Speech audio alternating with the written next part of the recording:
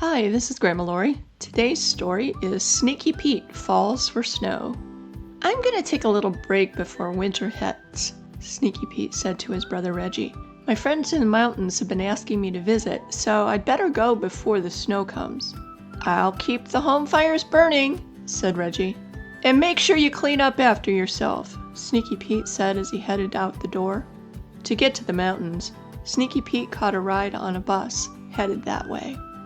It was a comfy ride under the seats because the driver had the heater on, so Pete slept most of the way. He even got to sleep on one of the seats when people started getting off.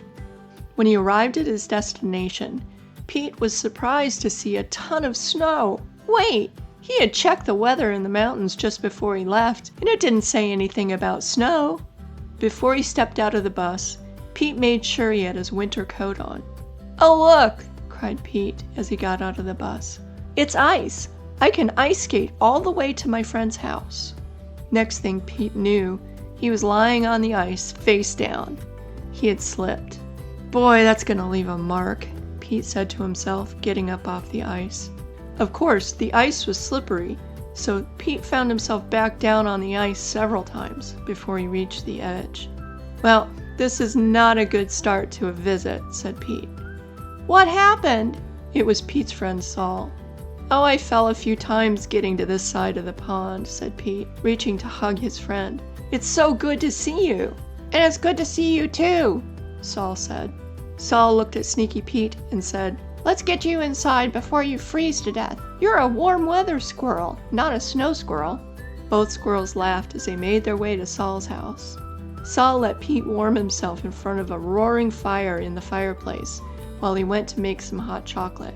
As Saul came back into the living room, Pete said, "You've got a beautiful place here. I love the way you've decorated things." "Why, thanks, Pete," said Saul. "I took my time to get things fixed just right." He handed Pete a mug of steaming hot chocolate. The friends talked late into the night until Pete started falling asleep during the conversation. "You'd better go to bed, Pete," said Saul. "You had a long day. Sleep in as late as you want. The next few days are yours." "Thank you, my friend," said Pete sleepily. He headed to the bedroom. And so began Sneaky Pete's interesting time in the mountains.